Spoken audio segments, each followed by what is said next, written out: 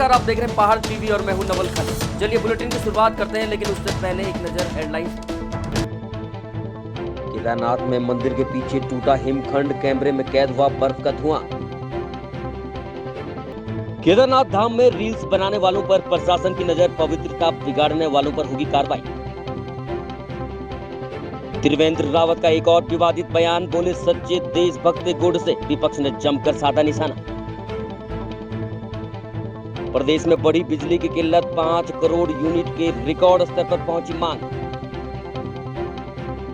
गुरुवार को श्रीनगर रोड पर घंटे भर तक जाम की स्थिति बनी रही। इस दौरान जाम में स्कूल बस भी फंसी रही, जो कि करीब आधे घंटे की मशक्कत के बाद जाम से बाहर निकल पाई। शहर में लगने वाली जाम को लेकर भाजपा नेता और जन चेतना मंच के संयोजक दलबीर सिंह नेगी ने पालिका प्रशासन की कार्यशैली पर भी सवाल खड़े किए हैं। उन्होंने कहा कि पालिका प्रशासन द्वारा शहर में पार्किंग की समुचित व्यवस्था नहीं की गई है। जहां पार्किंग बनाई गई है, उन्हें व्यक्तिगत तौर पर दे दिया गया है। पार्किंग खाली होने के बावजूद भी उस पर ताला लगा हुआ मिलता है, जिससे बाहर से और इस शहर का रुख करने वाले लोग भी पार्किंग असुविधा के चलते खासे परेशान हैं। मैं कहता हूँ जिस हिसाब से जो है कि पौड़ी शहर में जाम की स्थिति बन रही है, सबसे पहले तो मैं ये कहूँगा जो नगर पालिका ने पार्किंग बना रखी है वो व्यक्तिगत न देते हुए उनको जो है कि ओपन रखा जाए। नगर पालिका ने क्या किया हुआ है कि जो है कि ताले लगा रखे हैं, चाबियाँ उन लोगों को दे रखी हैं जिनकी अपनी जो है कि पर्सनल गाड़ियाँ जो है कि उसमें खड़ी हैं और ताला लगा के लॉक कर दी गई है। कई बार तो ऐसा होता है कि पार्किंग खाली रहती है लेकिन जो है कि गेट पे ताला रहता है। मैं तो ये चाहता हूँ कि जो है कि उन पार्किंग को जो है कि ओपन रखा जाए, खुला रखा जाए। जो भी जो है कि कोई भी आता है जो है कि अपने पौड़ी शहर में चाहे सरकारी काम करने के लिए, अपने निजी काम के लिए, तो उन पार्किंगों का उपयोग वो लोग कर सकें और जाम से जिससे जो है कि शहर को निजात भी मिलेगी। अब खबर अल्मोड़ा से है, जहां शोभन सिंह जीना परिसर अल्मोड़ा के छात्रों ने अल्मोड़ा विश्वविद्यालय पर छात्र हितों की अनदेखी का आरोप लगाया है। सत्र को नियमित करने सहित 5 सूत्रीय मांगों पर जल्द कार्रवाई करने की मांग की है। वहीं उन्होंने चेतावनी देते हुए कहा कि मांगों पर जल्द कार्रवाई नहीं की गई तो आंदोलन भी किया जाएगा। सत्र जो है अन्य विश्वविद्यालयों की तुलना में एक सेमेस्टर पीछे चल रहा है, तो इसके संदर्भ में हमने कहा है कि क्योंकि अन्य बार जब अगले उसमें प्रवेश होंगे तो विद्यार्थियों को अन्य विश्वविद्यालयों में प्रवेश लेना पड़ेगा, जिससे कि वो काफ़ी पीछे चल रहे हैं। दूसरी जो बात है, बहुत सारे विद्यार्थी कह रहे थे जब वो परीक्षा शुल्क भरते हैं तो उसमें 2 बार या 3 बार शुल्क लिया जाता है, तो वह शुल्क उनका विश्वविद्यालय के पास जमा है और बहुत सारे विद्यार्थी हमसे कहते हैं कि वह शुल्क उनका रिफंड नहीं किया गया है। तो दूसरी बात हमारी ये थी कि शुल्क को जल्द से जल्द रिफंड किया जाए। तीसरी बात जो थी कि महाकक्ष के स्थायी समाधान के संदर्भ में, क्योंकि कुलपति जी द्वारा भी हमसे कहा जाता है कि महाकक्ष में उनको कॉपी रखने के लिए जगह नहीं मिलती, क्योंकि बहुत सारे और कक्ष भी हैं जहाँ पर कॉपियाँ रखी जा चुकी है, लेकिन सबसे बड़ा कक्ष वो है तो उनको उस कक्ष की आवश्यकता। तो हमने उनसे कहा कि खिलाड़ियों के लिए भी और जो भी जैसे मान लो कई बार फेस्ट होते हैं, बहुत सारे कार्यक्रम होते हैं, उसमें तैयारी करने के लिए भी विद्यार्थियों को रूम चाहिए, तो उनके द्वारा कहा गया कि इसमें हम जल्दी कुछ कार्रवाई करेंगे। और चौथी बात जो थी किताबों से संबंधित, जैसे सेल्फ कोर्सेज हैं, BBA है, BCA है, BSc है, इनकी किताबें विद्यार्थियों को पूरी तरह से नहीं मिल पाती हैं। PhD के शोध विद्यार्थियों का एनरोलमेंट नंबर की जगह उनका फॉर्म नंबर अंकित किया गया है, जिससे कि भविष्य में उन्हीं विद्यार्थियों को दिक्कत होगी। तो इस बात को भी आज हमने कुलपति जी को संज्ञान कराया और उनके द्वारा हमें आश्वासन दिया गया कि इसे भी जल्द से जल्द ठीक कर दिया जाएगा। चलो बच्चे आए थे, बच्चों का ये पॉजिटिव रूप था। इनका कहना था कि ये नंबर ही माँ को लाए थे कि सत्र नियमित हो। इसके लिए हमने ये कोशिश जारी कर दी है और जुलाई ये लास्ट से हम परीक्षा जो संपन्न करा लेंगे। और ये प्राथमिकों को इसमें हम ये प्रश्न पत्र बनाने के लिए भेज चुके हैं और भेज रहे हैं। ये बच्चे सहयोग करेंगे, बच्चों पर ही होता है, बच्चों के सहयोग से ही बिल्कुल सत्य नियमित होगा। अच्छा ये है कि अब की बार हमारे परिषद के जितने भी विद्यार्थी हैं और परिषद से इधर जो हमसे संबद्ध महाविद्यालय के बच्चे हैं वो अपने भविष्य के प्रति चिंतित दिखाई दे रहे हैं और सत्य नियमित के लिए हमको बार बार कह रहे हैं। ये शुभ लक्षण है। उसके अलावा ये पुस्तकालय की भी मांग लेके आए थे, किताबें कब मिल रही हैं, लेकिन पुस्तकालय में तो अगली बार हमने अनुदान भी ठीक दिया था, 8 लाख रुपये तो हमने खुद दिए हैं। और फिर स्ववित्त पोषित मद से भी जो पैसा गया है तो किताबें तो आई होंगी। कुछ और भी इनकी मांग थी, छोटी मोटी मांग थी, उनका समाधान कर दिया गया है। अब खबर उत्तरकाशी से है, जहां स्वच्छता के लिए जागरूकता और ठोस अपशिष्ट प्रबंधन को सुदृढ़ बनाए जाने के लिए उत्तरकाशी मुख्य विकास अधिकारी गौरव कुमार ने नगर पालिका ईओ, नगर पंचायत व्यापार मंडल, टैक्सी यूनियन पदाधिकारियों के साथ बैठक की। उन्होंने नगर पालिका नगर पंचायत को निर्देशित करते हुए कहा कि डोर टू डोर सफाई व्यवस्था को रैली व रथ के माध्यम से प्रचार प्रसार कर जन जागरूकता सुनिश्चित की जाए। उन्होंने युवा कल्याण विभाग को युवक मंगल दल और महिला मंगल दल को इस संबंध में एक्टिव रखने की भी बात कही।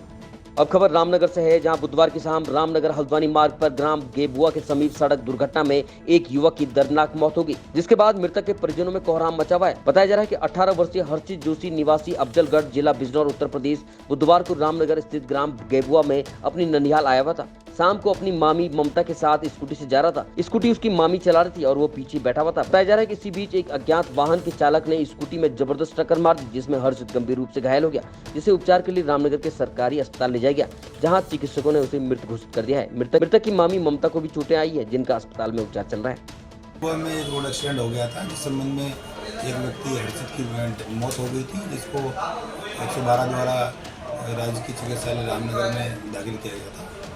रामनगर पुलिस द्वारा उसका पोस्टमार्टम करा दिया गया है। आवश्यक वैधानिक कार्रवाई थाना खरगोन द्वारा की जाएगी। अब खबर नैनीताल जिले के भीमताल विधानसभा के उखलकांडा ब्लॉक से है, जहां प्राइमरी स्कूल बेड़चोला में प्रधानाध्यापिका पर 3 विद्यार्थियों के साथ मारपीट करने के आरोप लग रहे हैं। सोशल मीडिया पर ये वीडियो तेजी से वायरल हो रहा है। वीडियो में आप साफ तौर पर देख सकते हैं कि स्कूल की प्रधानाध्यापिका कान पकड़कर माफी मांगती हुई नजर आ रही हैं और अपनी गलती भी स्वीकार कर रही हैं। खंड शिक्षा अधिकारी सुलोहिता नेगी ने कहा कि अभिभावकों की शिकायत पर मौके पर जाकर जांच की गई और आरोप सही पाए गए हैं। इस पर उन्होंने प्रधानाध्यापिका के निलंबन की संस्तुति कर दी है। मामले की जानकारी देते हुए खंड शिक्षा अधिकारी सुलोहिता नेगी ने बताया कि मामला प्राइमरी स्कूल बेड़चोला का है। यहाँ पर प्रधानाध्यापिका पर विद्यालय के छात्र हिमांशु नयाल, छात्रा ममता बिष्ट और तनुजा बिष्ट की बेरहमी से पिटाई के आरोप लगे हैं। अरे मैं तेरी को गोरा उसके लाल हो गया। अभी आप बताइए, डॉक्टर बताएगा कि लाल हुआ है गोरा है सब बताया करके। ये एक बात सुनो, सही हो गया। आपने क्या किया? आप टीचर हो ना, आपको मैंने 10 बार समझा दिया। पहले भी आपको पहले मैंने नहीं मारा, तल्ली दिखाया ये ऐसे नहीं मारा है पहले। और फिर परसों आप प्रेयर है, प्रेयर में बच्चों को डंडा मारते हैं, सब बच्चों को 2-2 डंडा मारते हैं। 2 डंडे क्यों हाथ में मारे, क्यों मारे ये भी तो पूछो। आपको अधिकार है बच्चों को डंडा चलाने का? एक बात सुनो, आपको अधिकार है, मीटिंग में कहते हो ना, आपको अधिकार है बच्चों को डंडा चलाने का। आपको पढ़ाई के लिए भेज सकता है या डंडा मारने के लिए भेज सकता है? ये नहीं गाँव सीधा खा जाएंगे तो तुम गाँव के ऊपर चढ़ जाओगे। अरे भैया लो मेरे से गलती हो गई। गलती नहीं, अभी गलती नहीं होगा। एक बच्चे को अगर उसका पाँव टूट जाए तो उसकी जिंदगी भर उसको पालते हैं। कैसी बात है? उसकी रात 2 उठ रही है, वो सुबह स्कूल आने का मना कर रहा है उन्होंने, वो डाटा को तो मेरे घर में आ रहे हैं बच्चे। नहीं, हम गांव वालों की पूरी सहमति भाई, हम आपको स्कूल में नहीं रखना चाहते हैं। आप यहाँ से अपना ट्रांसफर तुरंत लो। अभी 11 तारीख लिस्ट आने वाली नहीं, तुरंत लो, आज ही लिखी बस हो गया। बुला दिया मैंने, आधी 2 घंटे के अंदर आ रही है तुरंत। पटवारी जी का फोन होगा, तहसीलदार का फोन बुलाते हैं, आज ही सारा काम। आपको बच्चे को इतना मारने का अधिकार है, ये बताइए आप। अरे भैया मैंने आपने कौन सा स्कूल में पढ़ा? अरे मैंने भी प्राइमरी में ही पढ़ा। तो ये टीचर बनने के बाद ऐसे बच्चों को मारोगे? अरे मैं कैसी बात कर रहे हो? मनमानी चल रही है बहुत ज्यादा मनमानी चल रही है स्कूल में, बहुत ज्यादा मनमानी चल रही है। मैंने परसों भी वीडियो बना रखी है, बच्चों को खंड शिक्षा अधिकारी को भेज रखी है पूरी। आप कभी बच्चों को टाइम से कोई पढ़ाते हो? आदमी को देखते हो तो अंदर को भाग जाते हो, और 24 घंटे खुद को मैं बाहर देखता हूँ। इतना तुम बच्चों को केयर कर रहे हो तो टॉयलेट जाने के लिए भी देख रहे हो और मारने के लिए इतना मार रहे हो। दया नहीं आई, थोड़ा दया नहीं। आपके बच्चे नहीं है ना? कैसी बात? हाँ, तभी तो बच्चे दिए। पता नहीं भाई, औलाद का दर्द कैसा होता है? तुम मारो कि जब 7 बजे स्कूल में नहीं आ सकते हो तो आप तब बोलो ना को करके। पहले अध्यक्ष बनो, इतना गंदा 7 बजे आप स्कूल में आओगे? कैसे आ जाऊंगी? 11 साढ़े 11 बजे स्कूल में आ रहे हो, प्रार्थना लगती है। आप उसके बाद बोल रहे हो अनाथ है और बच्चे नहीं है, कह रहे हो। कौन है 11:30? सही कह रहे हो आप, स्कूल का भविष्य यही होगा। ये क्या कह रहे हो आप? 11:15 बजे मैं देख रहा हूँ, साफ देख रहा हूँ आपकी लड़ाई है। आप इतनी बहस कर रहे हो ना, बहस से बढ़िया बच्चों को पढ़ाते हो, टाइम बढ़िया था। बहस आप ये कह रहे हो ना कि बच्चे ये कह रहे हैं मैडम नहीं आती। आप मैं कुछ भी बर्दाश्त नहीं करूंगा। आप 7 बजे स्कूल में आइए, जितना छुट्टी का टाइम होता है उस टाइम से छुट्टी में जाइएगा। गलत मत बोलो, फालतू टाइम आप कुछ भी करो, मैं किसी चीज को सहन नहीं करूंगी। गलत आप सहन करो नहीं करो, मैं केवल शिक्षा के लिए यहाँ पे लड़ रहा हूँ, शिक्षा के लिए लड़ो, फालतू नहीं लड़ रहा हूँ। गलत मत बोलो भैया, आप भी अपने विवादित बयानों के चलते कई बार सुर्खियों में रहने वाले उत्तराखंड के पूर्व मुख्यमंत्री त्रिवेंद्र सिंह रावत एक बार फिर से अपने बयानों के चलते सुर्खियों में हैं। बुधवार को यूपी के बलिया में पार्टी के जिला मुख्यालय में मीडिया से बातचीत के दौरान उन्होंने राहुल गांधी पर जमकर हल्ला बोला और इसी दौरान रावत ने महात्मा गांधी की हत्या करने वाले नाथूराम गोडसे को देशभक्त करार दे दिया। उन्होंने कहा कि गोडसे एक सच्चे देशभक्त है और उनकी देशभक्ति पर संदेह नहीं किया जा सकता। भले ही उनके द्वारा गांधी जी की हत्या करने से वो सहमत नहीं है और राहुल गांधी जनेऊ लटकाकर फर्जी गांधीवादी बनने की कोशिश करते हैं। वहीं अब रावत के इस बयान पर विपक्ष ने और जनता ने त्रिवेंद्र रावत और भाजपा पर जवाबी हमला शुरू कर दिया है। स्वदेशी की बात कर रहे हैं। नाथूराम गोडसे एक देशभक्त थे, उनकी देशभक्ति पर संदेह नहीं किया जा सकता है। लेकिन राहुल गांधी कौन सा गांधीवाद पर चल रहे हैं? गांधी जी ने जो स्वदेशी की बात करी, ये कौन से स्वदेशी की बात कर रहे हैं? ये जनेऊ कोर्ट के बाहर लटका करके और गांधीवादी बनना चाहते हैं, तो उसको जनता समझती है। और इसलिए राहुल गांधी देश की छवि को खराब करने का काम कर रहे हैं, इसके अलावा कुछ नहीं कर रहे। नाथूराम गोडसे एक देशभक्त थे, उनकी देशभक्ति पर संदेह नहीं किया जा सकता है। अब खबर पौड़ी से है, जो अंकिता हत्याकांड से जुड़ी है, जहां अंकिता के माता पिता सोनी देवी और वीरेंद्र भंडारी ने विशेष लोक अभियोजन को केस से हटाए जाने की मांग की है। उन्होंने शासकीय अधिवक्ता पर बेटी को न्याय दिलाने के प्रति गंभीरता न दिखाने का आरोप लगाया। उन्होंने कहा कि शासकीय अधिवक्ता हत्याकांड प्रकरण से संबंधित आपत्तिजनक वीडियो यूट्यूब पर प्रसारित कर रहे हैं। न्यायालय में सुनवाई के दौरान गवाहों के बयानों को भी मूल रूप में नहीं देख रहे हैं। उन्होंने जिलाधिकारी से मुलाकात कर शासकीय अधिवक्ता को हटाने की मांग की। इस दौरान उनके साथ भारी संख्या में आंगनबाड़ी संगठन के कार्यकर्ता भी मौजूद रही। तो सबसे पहले मैं पत्रकार लोगों का धन्यवाद करना चाहता हूँ कि अंकिता केस में जो सरकारी वकील दिया गया था जितेंद्र रावत जी दी थी, तो उनको हमने हमारी 1 जून को एक ज्ञापन सौंपा था डीएम साहब को। जो ज्ञापन डीएम साहब ने एसडीएम मैम को सौंपा था और एसडीएम मैम ने खोला। तो उसके बाद परसों 4 तारीख को 4 जून को मैंने डीएम साहब से फ़ोन किया, तो डीएम साहब ने कहा कि शासन को भेज दिया है और तुरंत कार्रवाई की जाए। लेकिन मैं सबसे पहले ये कहना चाहता हूँ कि 9 जून को गवाह के बयान होने हैं और अभी तक सरकार ने हमें सरकारी अधिवक्ता नहीं दिया है। तो उस दिन हमारी तरफ से वहाँ पे अधिवक्ता कौन खड़ा रहेगा। दूसरी बात रही कि कई लोग कह रहे हैं कि आपने जितेंद्र रावत को या क्यों हटाया, सरकार कहते हैं आप जितेंद्र रावत क्यों हटाया। तो जितेंद्र रावत जी को हमने इसलिए हटा रहे हैं क्योंकि शुरू में हमें इन्हें पे संदेह था, और जब हम इनसे फ़ोन पे बात करते हैं तो ये सही ढंग से बात नहीं करते हैं। फिर एक दिन रही बात, एक दिन किसी चीज़ के बारे में मैंने इनको पूछा फ़ोन पे, तो इन्होंने कहा कि सारा ठेका मेरा ले रखा है। फिर दूसरी बात कि जो हमारे अभी तक गवाहों के बयान दर्ज किए जा रहे हैं, तो जिन गवाहों के बयान जो कि पुलिस में और जिला मजिस्ट्रेट के सामने जो बयान दर्ज किए गए हैं, उनको उधर जज के सामने थोड़ा चेंज कर। तो एक दिन जैसे एक गवाह के बयान हो रहे थे वहाँ पे, तो उसने कहा कि भाई अंकिता भंडारी को पुलकित आर्य मुँह दबा के अंदर कमरे में ले गया। तो रावत जी बोल रहे हैं कि उसको खींच के अंदर ले गया। तो कई चीज़ें हैं और भी हैं, अभिनव के हुए, कुशराज के हुए और विवेक के हुए। ये थोड़ा उन बयानों को अपने ढंग से अलग चेंज करें। मैंने कहा सर आप ऐसे चेंज क्यों किए? तो वो कह रहे हैं कि ये जो है बहस के दौरान सामने आ जाएंगे। भाई बहस के सामने क्यों आ जाएंगे? जो बयान है उनको बोलने दो ना।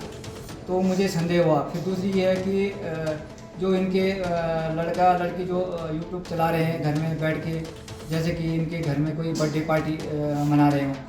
फिर एक दिन लड़के ने कहा कि जितेंद्र रावत की लड़की ने कहा कि मेरे पापा पुलकित आर्य से मिल के आ रहे हैं, और सुनने में आ रहा है, गवाह खुद कह रहे हैं, मेरे से गवाह कह रहे हैं कि अंकल जी पुलकित आर्य के बाप विनोद आर्य जो है गवाह को खरीदने की कोशिश कर रहा है।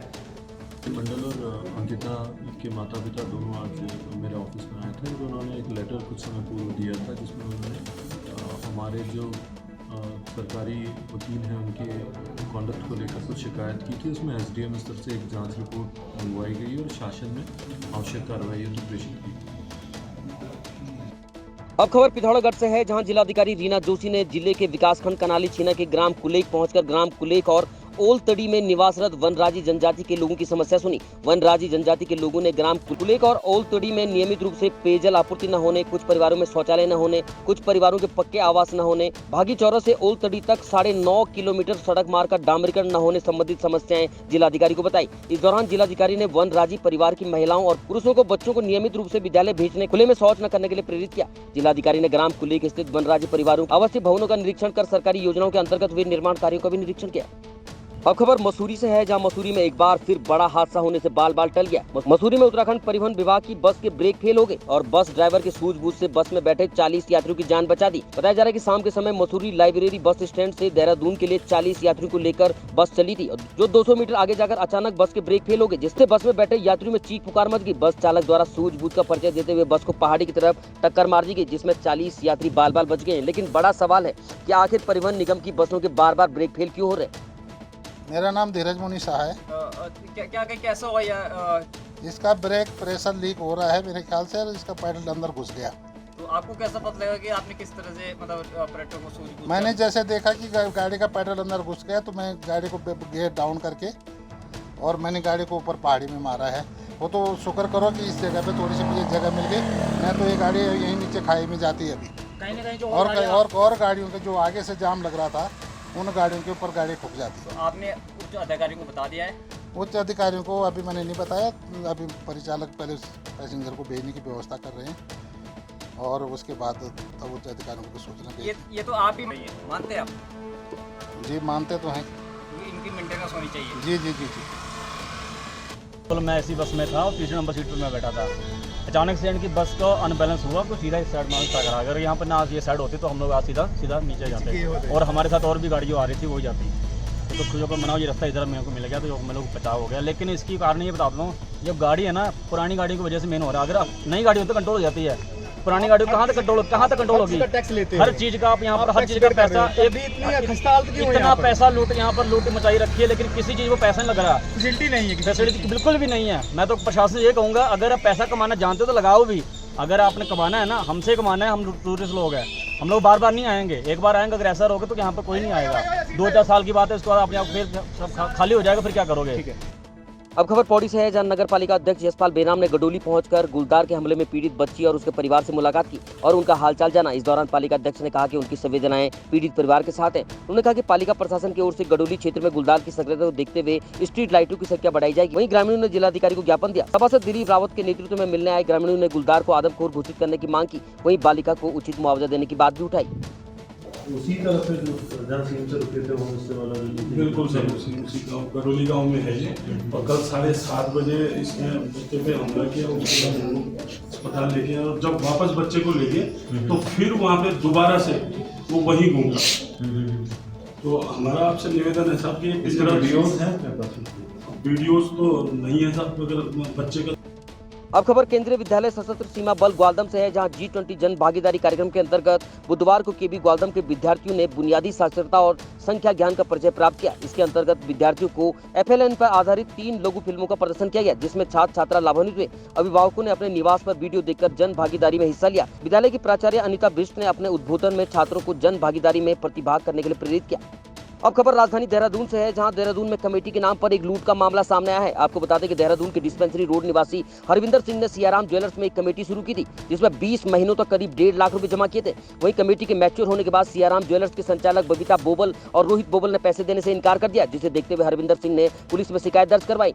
इस मामले में देखते हुए SP सिटी सरिता डोभाल का कहना है कि कमेटी के नाम पर 1.5 लाख रुपए लेने के साथ ही हरविंदर सिंह उनके सोने के कंगन भी ले लिए, जिसे देखते हुए वैधानिक कार्रवाई की जा रही है।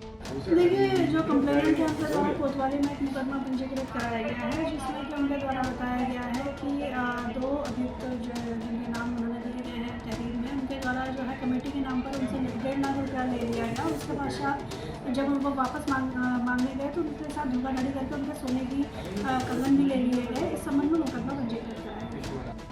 अब खबर किच्छा से है, जहां किच्छा के वार्ड नंबर 16 में श्याम मित्र परिवार और युवा मंच सोसाइटी द्वारा निःशुल्क नेत्र चिकित्सा शिविर का आयोजन किया गया। इस दौरान महाराजा अग्रसेन चिकित्सालय रुद्रपुर के वरिष्ठ नेत्र सर्जन नूतन जैन और उनकी टीम द्वारा तमाम मरीजों को देखकर परामर्श दिया गया। शिविर में चिकित्सकों द्वारा निःशुल्क दवाइयां भी वितरित की गई। शिविर का शुभारंभ पूर्व भाजपा मंडल अध्यक्ष विवेक राय द्वारा किया गया। इस दौरान पूर्व अध्यक्ष विवेक राय ने कहा कि दोनों ही संस्था समाज हित में हमेशा काम करती आई है।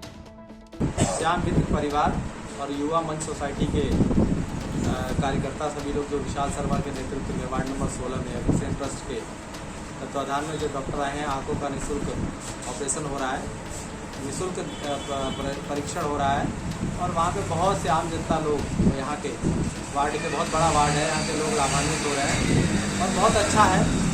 भाई विशाल शर्मा के नेतृत्व में बहुत अच्छा काम हो रहा है कि लोगों को देखने की और उसमें मदद कर रहे हैं और तमाम चीज़ें की दवाइयाँ भी निःशुल्क मिल रही हैं, उससे बहुत अच्छा संदेश जाएगा समाज। अब खबर धनौल्टी से है, जहां धनौल्टी तहसील के अंतर्गत बिलोंदी पुल के पास एक कार दुर्घटनाग्रस्त होगी, जिसकी सूचना मिलते ही छत्तीसगढ़ पुलिस मौके पर पहुंची तो देखा कि 30 से 40 मीटर नीचे की एक कार गिरी है, जिसमें कुल 5 लोग सवार थे। इसमें 108 की मदद से CSC छत्तीसगढ़ प्राथमिक उपचार के लिए भेजा गया। प्राथमिक उपचार के बाद गंभीर रूप से घायल यात्री को हायर सेंटर देहरादून के लिए रवाना किया गया।